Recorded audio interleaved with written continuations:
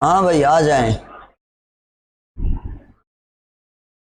हमने जीन की स्ट्रक्चर को पढ़ा था कि जीन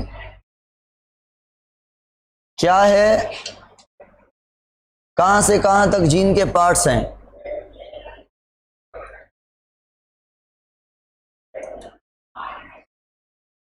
ट्रांसक्रिप्शन, बेसिकली जो ट्रांसक्रिप्शन है इसकी मीनिंग है डीएनए से आरएनए का बनना, डीएनए से आरएनए का बनना। अगर टेक्निकली इसकी डेफिनेशन देखें तो ट्रांसक्रिप्शन की मीनिंग है इंफॉर्मेशन का ट्रांसफर होना। अच्छा मुझे बताएं आरएनए से फिर क्या बनेगा? प्रोटीन। अच्छा तो ये दो प्रोसेस हो गए, एक प्रोसेस हो गया डीएनए से आरएनए का बनना, इज कॉल्ड एज ट्रांसक्रिप्शन, और दूसरा प्रोसेस हो गया आरएनए से प्रोटीन का प्रोसेस, मींस एज ट्रांसलेशन। ठीक है ना? ये एक मिनट भाई, एक मिनट एक मिनट एक मिनट एक minute.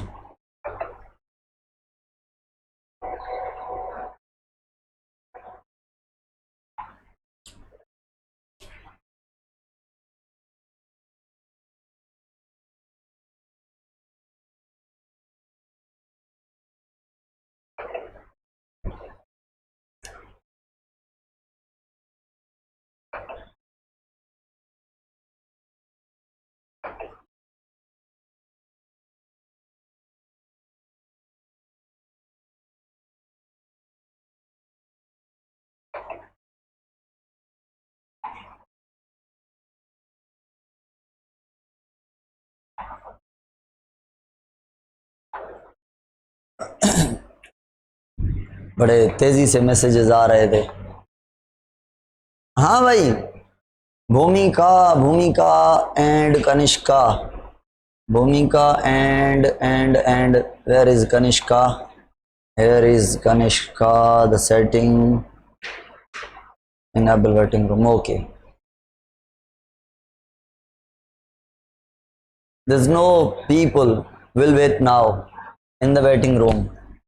All will be automatically accepted. Okay. तो दो प्रोसेस हैं, ट्रांसक्रिप्शन और ट्रांसलेशन। भाई डीएनए की इंफॉर्मेशन को आरएनए तक पहुंचाना मीन्स इंफॉर्मेशन को ट्रांसक्राइब करना, ट्रांसफर करना, इज कॉल्ड एज ट्रांसक्रिप्शन। तो आरएनए का बनना इट मींस डीएनए की इंफॉर्मेशन का ट्रांसफर होना है, इसीलिए इसको ट्रांसक्रिप्शन कहते हैं। बात समझ आ रही है? और आरएनए में किसकी इंफॉर्मेशन है? डीएनए की ट्रांसक्राइब होकर आई है, डीएनए की इंफॉर्मेशन है। तो उससे प्रोडक्ट बनना, इंफॉर्मेशन फॉरवर्ड किसके लिए है? इंफॉर्मेशन वो छुपी हुई सीक्रेट किसके लिए है? तो वो प्रोटीन के लिए है। तो प्रोटीन का बनना और सीक्रेट का निकलना इज कॉल्ड एज ट्रांसलेशन। तो भाई अगर मैं एक सिंधी समझने वाला आदमी हूं और मुझे कम्युनिकेट करना है इंग्लिश वाले आदमी से, तो मैं क्या करूंगा?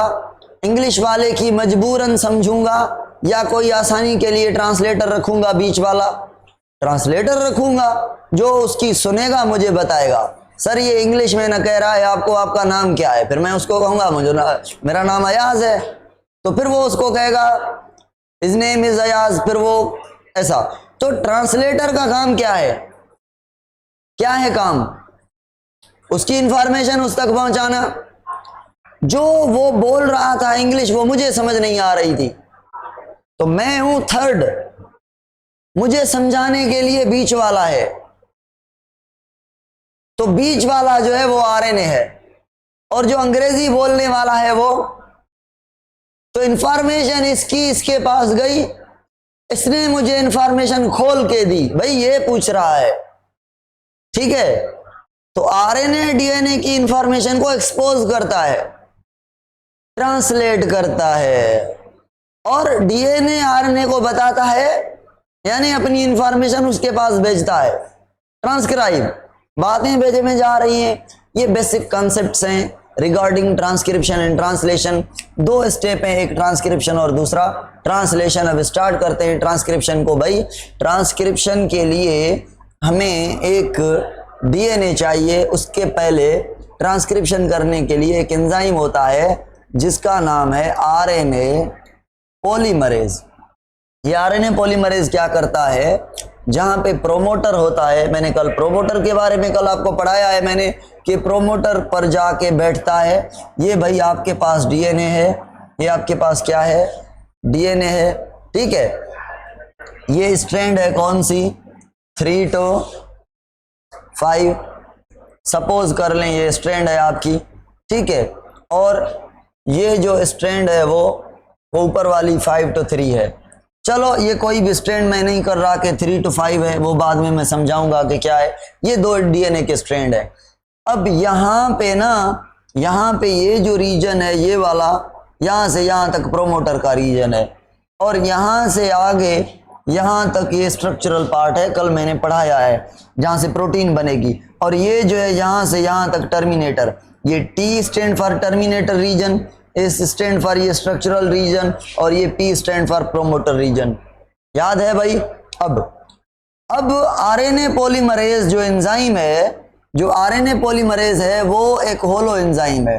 होलो एंजाइम का क्या मतलब है कि वो 2 अल्फा चेन और 2 बीटा चेन का बना हुआ है। 2 अल्फा और 2 बीटा, कितनी चेन हो गई प्रोटीन की, 4। तो 4 चेन का बना हुआ है, उसमें 2 अल्फा हैं 2 बीटा हैं। इन प्रोटीन वाले पार्ट को हम क्या कहेंगे, एपो एंजाइम, प्रोटियो एंजाइम, प्रोटीनियस पार्ट। इन दोनों को मिला के प्रोटीन पार्ट को हम कहते हैं कोर एंजाइम भी कहते हैं। कोर एंजाइम यानी मेन एंजाइम का प्रोटीन पार्ट, प्रोटीन वाले पार्ट को कोर एंजाइम कह रहे हैं। और इसको काम करने के लिए एक और फैक्टर भी चाहिए जिसका नाम है क्या, सिग्मा फैक्टर। सिग्मा फैक्टर ये जो है एंजाइम का प्रोस्थेटिक ग्रुप है, ये इसको नॉन प्रोटीन पार्ट चाहिए, जैसे कोफैक्टर चाहिए होता है, ये कोफैक्टर है काम करने के लिए। अब इस सिग्मा फैक्टर और कोर एंजाइम को मिलाएं अगर दोनों को, तो मुझे बताएं ये प्योर एंजाइम है या होलो एंजाइम हो गया, होलो एंजाइम हो गया, कॉन्जुगेटेड एंजाइम हो गया। सुने भाई, जो प्रोमोटर साइट है, हमने पढ़ा था कि जो प्रोमोटर साइट है, यहां पे प्रोमोटर के बारे में कुछ मैं लिख रहा हूं, बुक में देखें प्रोमोटर साइट। प्रोकैरियोट में आपको मिलेंगी TA टाट और प्रोकैरियोट में मिलेगी आपको TT गासा। ये दोनों प्रोकैरियोट में मिलेंगी। कमेंट में बताएं ये कौन सी है, ये कौन सी है, क्या क्या इसको नाम देंगे। और कल हमने शायद डिस्कस किया था इनके बारे में, नाम दिए थे हमने, नाम बताएं इनके। और यूकैरियोट में जो होती हैं, जो यूकैरियोट में होती हैं वो होती है एक कार्ट बॉक्स और एक होती है टाटा बॉक्स, ठीक है। तो ये होती हैं दोनों किसमें, यूकैरियोट में, cart box and TATA box. अब ये जो है इनमें से किसी को हम कहते हैं क्या, ये कौन सा पार्ट है, ये स्ट्रक्चरल पार्ट है। यहां पे क्या होगा सर, यहां पे होगा पहला, यहां से जो डीएनए थे आरएनए बनेगा, उस आरएनए में होगा AUG। जो आरएनए बनेगा यहां से आरएनए बनेगा, तो यहां से AUG होगा। पहले भी आरएनए बनेगा, ये भी आरएनए के न्यूक्लियोटाइड है, यहां से बनेंगे प्रोमोटर से। ये डीएनए है ब्लैक कलर वाला, ये आरएनए बनेगा यहां से इस डायरेक्शन में। मगर ये तो प्रोमोटर वाले न्यूक्लियोटाइड से यहां पे बनेंगे। ये काम के हैं या नहीं बताएं कमेंट में। इनसे प्रोटीन बनेगी, इन आरएनए से, इससे पहले वाले से नहीं, हमने पढ़ा था। उसके बाद जो ये AUG है, ये पहला कोडान होगा, ये फर्स्ट कोडान होगा आरएनए का। आरएनए की सीक्वेंस होती है, उसको हम कोडान कहते हैं। ये पहला कोडान होगा जिससे प्रोटीन बनना स्टार्ट होगी। तो जो पहला कोडान जहां से बनता है, उस पार्ट से लेकर जहां तक आखिरी कोडान बनता है, आखिरी कोडान भी हमने पढ़ा था कि UAA या UAG या UGA, ये आखिरी कोडान होते हैं, टर्मिनेटर कोडान होते हैं, स्टॉप कोडान होते हैं। इनके बाद भी आरएनए बनेगा, मगर वो भी काम का नहीं और ये भी पहले वाला भी काम का नहीं। बीच वाला जो आरएनए स्टार्ट कोडान से स्टॉप कोडान तक ये काम का होगा। कमेंट में कोई भी नहीं बता रहा ये बात, हाँ या ना, क्यों? कहां गए? भेजे में नहीं जा रही क्या बात? जा रही है, जा रही है, तो मुझे क्यों नहीं बता रहे आप? तो भाई ये प्रॉब्लम है, ये प्रॉब्लम है। अब ये जो प्रोमोटर हैं, इनमें से किसी प्रोमोटर को क्या कहते हैं? किसी को कहते हैं -70, किसी को कहते हैं -10, किसी को कहते हैं -35, किसी को कहते हैं -25। माइनस का क्या मतलब है? ये प्रोमोटर के लिए वर्ड यूज करते हैं। तो भाई माइनस का मतलब है जब जहां से स्ट्रक्चरल पार्ट स्टार्ट होता है उससे कितने न्यूक्लियोटाइड पीछे, अगर 10 पीछे तो -10। प्रोमोटर क्या है? TATA box, card box, TT गासा या टी-टाट। तो ये कितने न्यूक्लियोटाइड पीछे हैं उसको वैसा नाम देंगे। भाई ये -70 है। क्यों -70? सर स्ट्रक्चरल पार्ट से 70 न्यूक्लियोटाइड पीछे लगा हुआ है। और दूसरा -10 है। क्यों भाई -10 कह रहे हैं? सर ये न्यूक्लियोटाइड की सीक्वेंस है, स्ट्रक्चरल पार्ट से 10 न्यूक्लियोटाइड पीछे लगा हुआ है। तो ये रीजन है इनको नाम देने का। ये बात समझ आई? नाम क्यों दे रहे हैं, बात समझ आई? प्रोमोटर को। चलो भाई अब इन प्रोमोटर को पहचानेगा कौन? Sigma factor, not core enzyme. पहचानने का कौन काम करेगा? प्रोमोटर को ये पहचानेगा। तो सिग्मा फैक्टर येलो वाला आकर यहां पे होगा बाइंड। यहां पे अगर लगा हुआ है क्या? अगर यूकैरियोट जीन है तो लगा हुआ है card box, cytosine, adenine, thymine, इसको कार्ड बॉक्स कहते हैं ना, कार्ड बॉक्स। तो ये लगा हुआ है, तो लगा हुआ है, तो इसको कौन पहचानेगा आकर? इसको ये सिग्मा फैक्टर पहचानेगा। कार्ड बॉक्स के साथ सिग्मा फैक्टर यहाँ पे बाइंड होगा आके। जैसे सिग्मा फैक्टर, ये ब्लू वाला मैंने सिग्मा फैक्टर बनाया है, जैसे सिग्मा फैक्टर बाइंड करेगा, सिग्मा फैक्टर के बाइंड करने के बाद ये कोर एंजाइम आएगा। ये कोर एंजाइम आके डीएनए के पास अटैच होगा। कोर एंजाइम में कितने पॉलीपेप्टाइड चेन है? एक अल्फा, दूसरी अल्फा, तीसरी बीटा, चौथी भी बीटा, 2 अल्फा 2 बीटा। अब ये सिग्मा फैक्टर के बाइंड होने के बाद ये core enzyme, it means core enzyme किसको पहचानता है? सिग्मा फैक्टर को या प्रोमोटर को? आप कहेंगे सर ये पहचानता है सिग्मा फैक्टर को, सिग्मा पहचानता है प्रोमोटर को। प्रोमोटर को पहचानेगा सिग्मा, सिग्मा को पहचानेगा कोर एंजाइम। जब बाइंड हो गया तो मुझे बताएं प्रोमोटर ने क्या किया? गाइड किया कि आओ भाई यहां से जीन स्टार्ट होगा, यहां से ट्रांसक्रिप्शन स्टार्ट करनी है। प्रोमोटर ने ये बताया, किसको बताया? सिग्मा फैक्टर को। सिग्मा फैक्टर वहां के आपके चिपका। सिग्मा फैक्टर ने चिपकने के बाद किसको बुलाया कि आओ काम करो, मैंने तुम्हारे लिए जगह ढूंढ ली है, कोर एंजाइम को। तो कोर एंजाइम को binding site actually sigma factor provide कर रहा है with the help of promoter. In general promoter कहेंगे, ठीक है। तो पहले एंजाइम का सिग्मा फैक्टर आएगा, फिर कोर एंजाइम आएगा। जब आरएनए पॉलीमरेज आके बाइंड होगा, बाइंड होने से डीएनए के दोनों स्ट्रैंड इधर उधर हो जाएंगे। डीएनए के दोनों स्ट्रैंड पहले ये कंबाइन होंगे, दोनों इधर उधर हो गए। बताएं रिप्लिकेशन के लिए कौन सा एंजाइम चाहिए था 2 स्ट्रैंड को तोड़ने के लिए? कमेंट में बताएं जल्दी। हेलिकेज यहां पे नहीं चाहिए भाई, आरएनए पॉलीमरेज सफिशिएंट है, अकेला काम करेगा, अकेला डीएनए को तोड़ेगा भी और आरएनए को बनाएगा भी। डीएनए को भी अकेला तोड़ेगा और आरएनए को भी अकेला खुद बनाएगा। तो ये जो एंजाइम है ये जैसे डीएनए की स्ट्रैंड को तोड़ेगा, बड़ा एंजाइम है, ठीक है, 4 पॉलीपेप्टाइड चेन पर मुश्तमिल है। तोड़कर ये चल पड़ेगा, जैसे चलेगा तो न्यूक्लियोटाइड ऐड करेगा। बताएं कौन से न्यूक्लियोटाइड ऐड करेगा? ये आरएनए पॉलीमरेज कोर एंजाइम। ये करेगा क्या? ये करेगा ट्रांसक्रिप्शन, और ट्रांसक्रिप्शन करने में ये जो सिग्मा फैक्टर है ये रिमूव हो जाता है। जैसे ट्रांसक्रिप्शन स्टार्ट होती है, कोर एंजाइम अटैच होता है, सिग्मा फैक्टर वहां से भाग जाता है। सिग्मा फैक्टर ने कह रहा है मैंने आपको बाइंड करवाया, आप जानो, आपके काम मैं जा रहा हूं भाई। सिग्मा फैक्टर बाहर जाता है, भाग जाता है, ट्रांसक्रिप्शन अकेला करता है कौन? कोर एंजाइम, ठीक है। तो ट्रांसक्रिप्शन में क्या ऐड करने? न्यूक्लियोटाइड से न्यूक्लियोटाइड से न्यूक्लियोटाइड से न्यूक्लियोटाइड। कौन से न्यूक्लियोटाइड भाई? राइबो न्यूक्लियोटाइड या डीऑक्सी न्यूक्लियोटाइड। आरएनए बनाना है तो राइबो न्यूक्लियोटाइड, एडेनिन हाँ, गुआनिन हाँ, साइटोसिन हाँ, थायमिन नहीं, यूरासिल। तो ये 4 किस्म के न्यूक्लियोटाइड होंगे, मगर इन चारों में adenosine triphosphate, guanosine triphosphate, cytosine triphosphate और uracil triphosphate, means ribo nucleotide triphosphate use होंगे। आरएनटीपीज राइबो न्यूक्लियोटाइड होंगे, 3 फास्फेट वाले, एडिनोसाइन ट्राइफॉस्फेट RNDP हो गया, गुआनोसिन ट्राइफॉस्फेट RNDP हो गया, साइटोसिन ट्राइफॉस्फेट RNDP हो गया और यूरासिल ट्राइफॉस्फेट भी RNDP हो गया। RNDP बस समझ रहे हैं, राइबोन्यूक्लियोटाइड है 3 फास्फेट वाला, 3 फास्फेट वाला। भाई जिसको RNA का हिस्सा बनना है वो अपनी एनर्जी खुद लेकर आए, DNA RNA पॉलीमरेज कह रहा है। जिस न्यूक्लियोटाइड को बाइंड होना है यहाँ पे वो एनर्जी खुद ले आए, इसीलिए ये 3 फास्फेट वाले आते हैं, एनर्जाइज्ड आते हैं। तो ट्रांसक्रिप्शन में जो एनर्जी यूज होती है वो ATP नहीं होती डायरेक्ट, वो ये न्यूक्लियोटाइड एनर्जाइज्ड होते हैं। एडेनिन, गुआनिन, साइटोसिन, थायमिन नहीं सॉरी यूरासिल एनर्जाइज्ड होते हैं। तो भाई ये न्यूक्लियोटाइड एड करता जाएगा।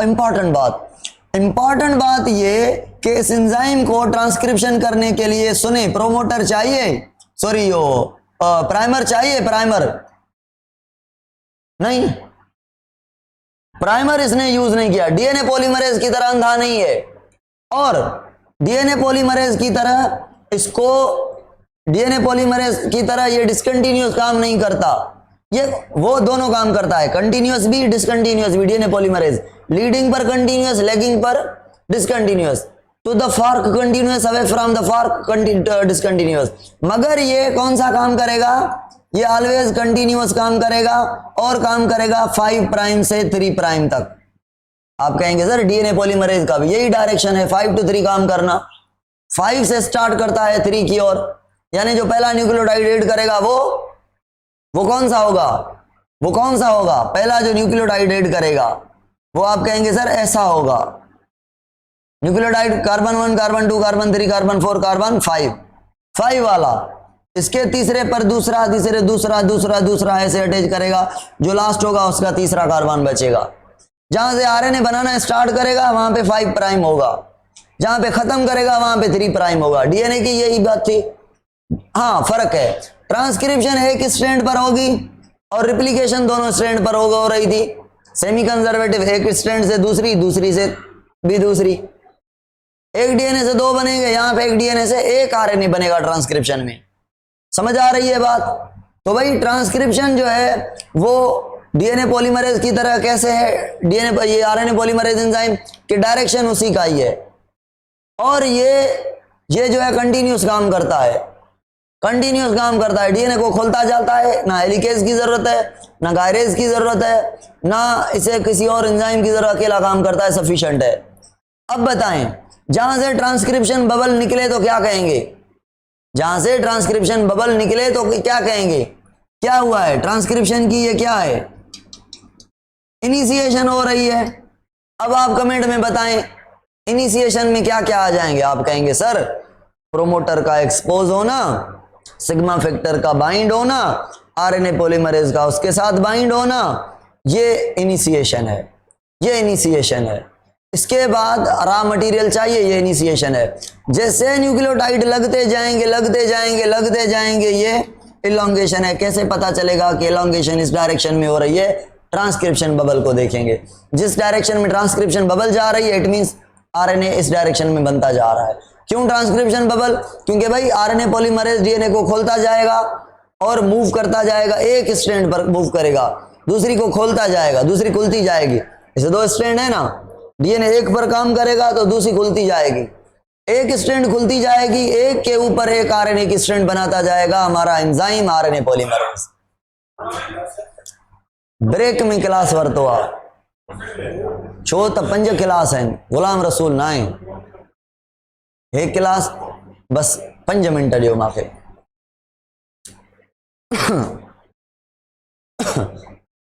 हाँ भाई एलोंगेशन, और जहां पे ट्रांसक्रिप्शन बबल बंद हो जाए तो वहां पे क्या कहेंगे, टर्मिनेशन। अब आप टर्मिनेशन मुझे बताएंगे, क्या मैं पूछ रहा हूं आपसे, मुझे बताएं क्या RNA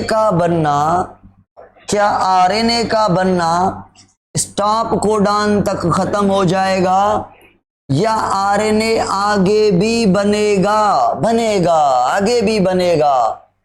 मगर जब ये RNA ट्रांसक्राइब होकर बाहर जाएगा, जब ये RNA ट्रांसक्राइब होकर बाहर जाएगा, तो बाहर जाने के बाद ये प्रोमोटर है, ये टर्मिनेटर है, ये स्ट्रक्चरल पार्ट है। जो प्रोटीन बनेगी वो इस पार्ट से बनेगी। तो भाई हम पढ़ेंगे ट्रांसक्रिप्शन के बाद आरएनए के साथ क्या होता है, प्रोमोटर का क्या करेंगे, टर्मिनेटर का क्या करेंगे, इनको क्यों लगाया है। तो पहले पढ़ते हैं टर्मिनेशन कैसे होगी। सुने भाई, अब अगर मैं आपसे सवाल पूछूं, एक सवाल पूछूं मैं आपसे कि भाई अगर मुझे आप बता दें, मुझे एक बात समझ नहीं आ रही, कौन सी बात समझ नहीं आ रही, मुझे ये बात समझ नहीं आ रही कि अगर मैं यहाँ पे आरएनए बनवा रहा हूँ, इस डीएनए की स्ट्रैंड पर ये आरएनए बनता जा रहा है, यहाँ तक बना, फिर ये आगे, यहाँ से आगे ये टर्मिनेटर है। तो मुझे बताएं, अगर यहाँ पर न्यूक्लियोटाइड के पास, डीएनए के पास सीक्वेंस है सी जी सी जी सी जी सी जी सी जी सी जी सी जी सी जी, साइटोसिन गुआनिन, ठीक है। तो यहाँ पे सी है तो यहाँ पे क्या होगा जी, यहाँ पे सी है तो यहाँ पे क्या होगा गुआनिन, यहाँ पे गुआनिन है तो यहाँ पे साइटोसिन, फिर साइटोसिन है तो यहाँ पे गुआनिन, यहाँ पे गुआनिन है तो फिर साइटोसिन, साइटोसिन है तो ऊपर गुआनिन, गुआनिन है तो ऊपर साइटोसिन, है ना, साइटोसिन है तो ऊपर गुआनिन और गुआनिन है तो ऊपर साइटोसिन। ऐसा ही होता है। चलो अब अगर मैं आपसे पूछूं कि टर्मिनेटर जो सीक्वेंस है क्या उसमें जीसी बेस पेयर है, आप कहेंगे हाँ, जी सी, यहां से जी तो वहां से सी, अगर वहां से सी तो वहां से जी। चलो टर्मिनेटर में एक तो जीसी बेस पेयर है और उसके बाद एटी बेस पेयर है। एटी तो नहीं बनाया मैंने, सुने भाई, यहां पे एडेनिन लगे होंगे, तो इसके सामने इस पर क्या लगा होगा, थायमीन। तो ये जीसी बेस पेयर और ये एटी बेस पेयर। अब अगर मैं आपसे पूछूं, कमेंट में बताएं, अगर ये जीसी बेस पेयर है तो मुझे बताएं यहां से जो आरएनए बनेगा, भाई यहां से जो आरएनए बनेगा उसमें क्या होगा, यहां पे सी तो यहां पे जी तो यहां पे सी। ये अगर साइटोसिन है तो गुआनिन है तो साइटोसिन है तो गुआनिन और गुआनिन है तो साइटोसिन है तो गुआनिन और गुआनिन है तो साइटोसिन, है ना, यही बनेगा। तो जब ये जीसी, ये देखिए ये टोटल जीसी सीक्वेंस बनी है।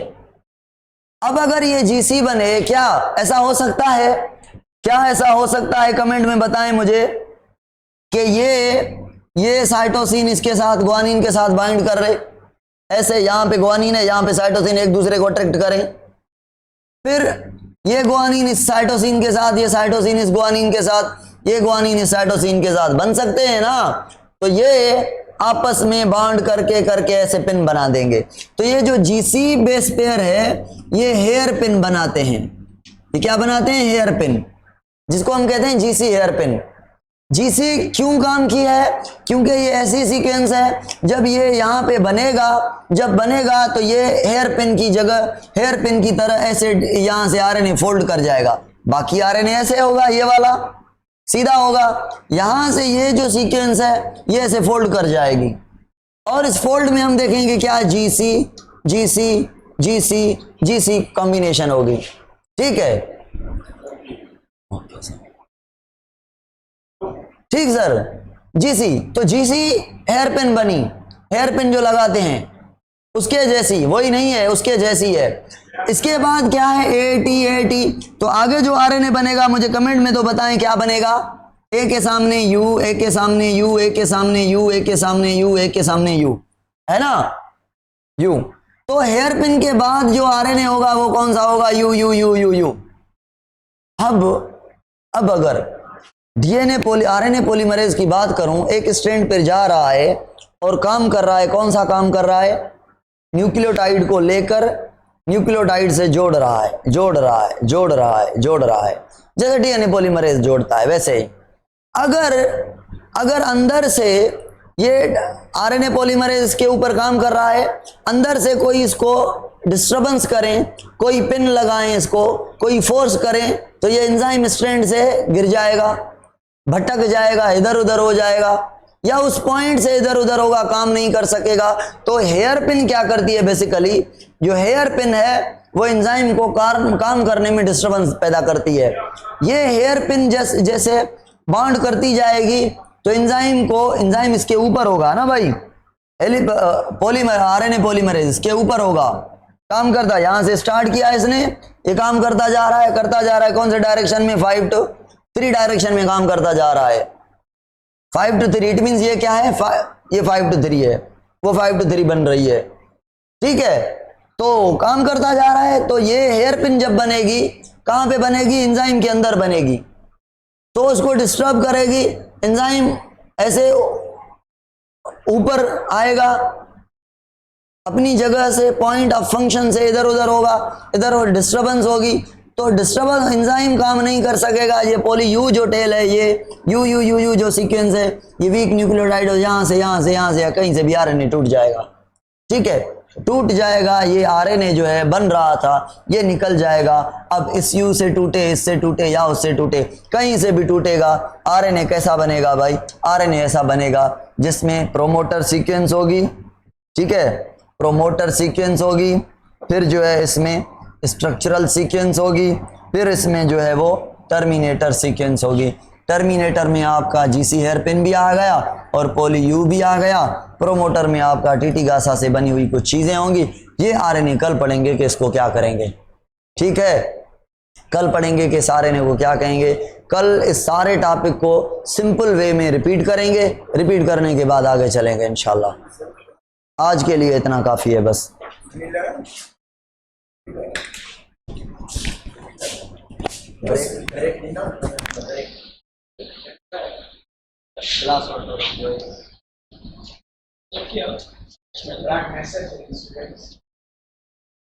क्लियर तरीके से